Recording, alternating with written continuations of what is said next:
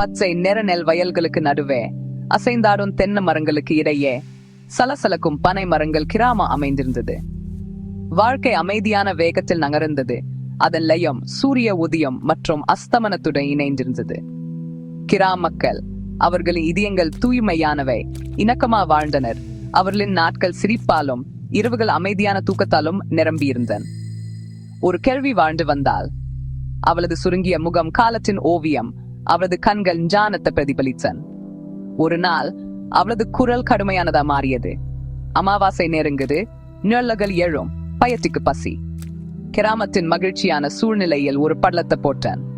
இப்போது தீய ஏதோ ஒன்றின் முன்னோடியா உணரப்பட்டு சூரியன் அடிவானத்துக்கு கீழே இறங்கி வானத்தை ஆரஞ்சு மற்றும் ஊதா நிறங்கள் வரைந்த போது கிரிக்கெட்டுகள் கீச்சிடுவதும் தவளைகள் சுக்குரலிவதும் பதட்டத்தை அதிகப்படுத்தியது.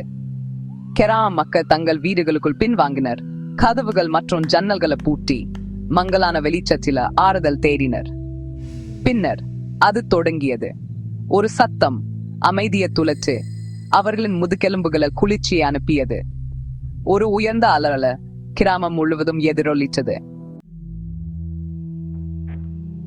திடீரென்று ஒரு குளிர்ந்த காற்று கிராமம் முழுதும் வீசியது.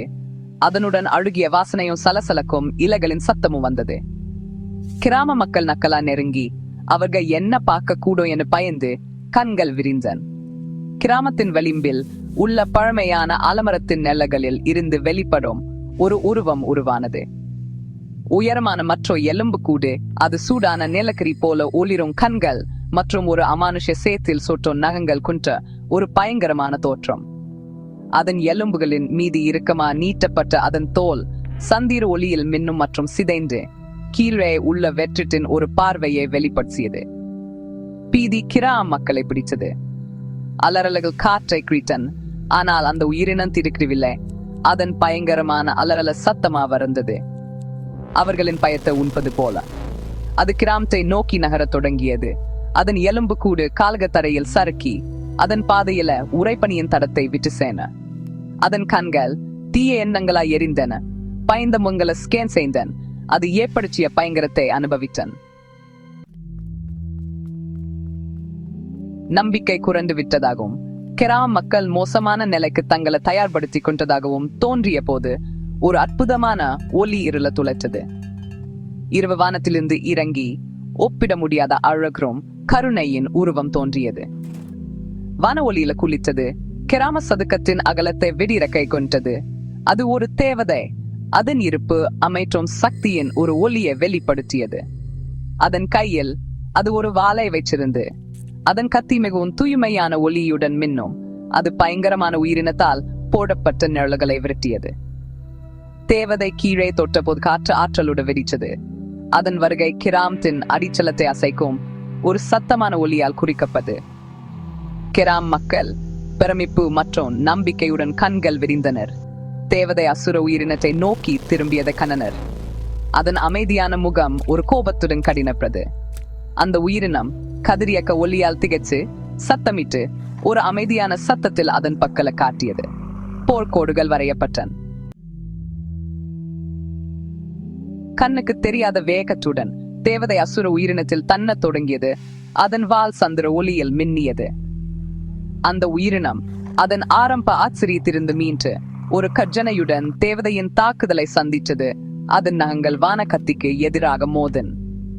இரண்டு உயிரினங்களும் சண்டையிட்ட போது கிராம சதுக்கம் இயக்கம் மற்றும் ஒளியின் சூழலாக மாறியது. அவர்களின் ஒவ்வொரு அசைவும் தீப்பொறிகள் மற்றும் நெல்லகளின் தடயங்களை விட்டு சென்றது. தேவதை சாமர்த்தியம் மற்றும் வேகம் ஒரு அமானுஷ கருணையுடன் நகர்ந்தது. அதன் ஒவ்வொரு அடியும் கிராம மக்களை பாதுகாப்பதை நோக்கமாக கொண்டது.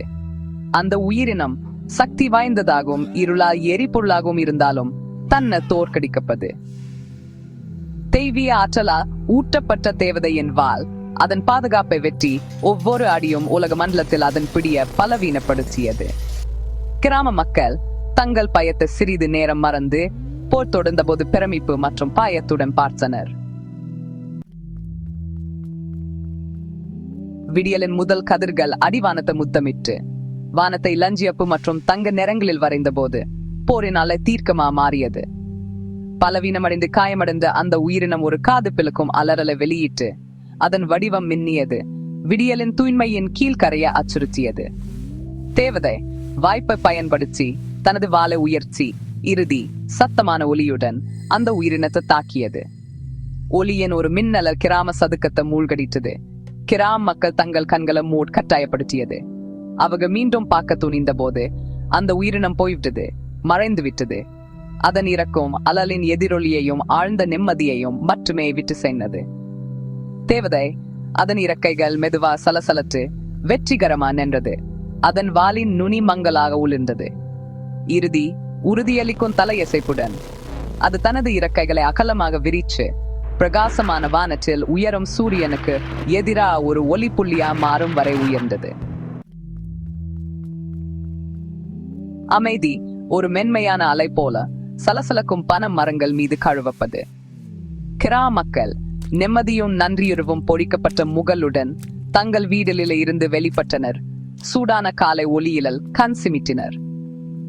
சில மணி நேரங்களுக்கு முன்பு அவர்களை பிடிச்சிருந்த பயங்கரம் ஒரு தொலைதூர் கனவு போல் தோன்றியது. காற்று புதியதா இருந்தது. பனிக்கட்டி புல் மற்றும் பூக்கும் மல்லிகையின் வாசனையை சுமந்தது.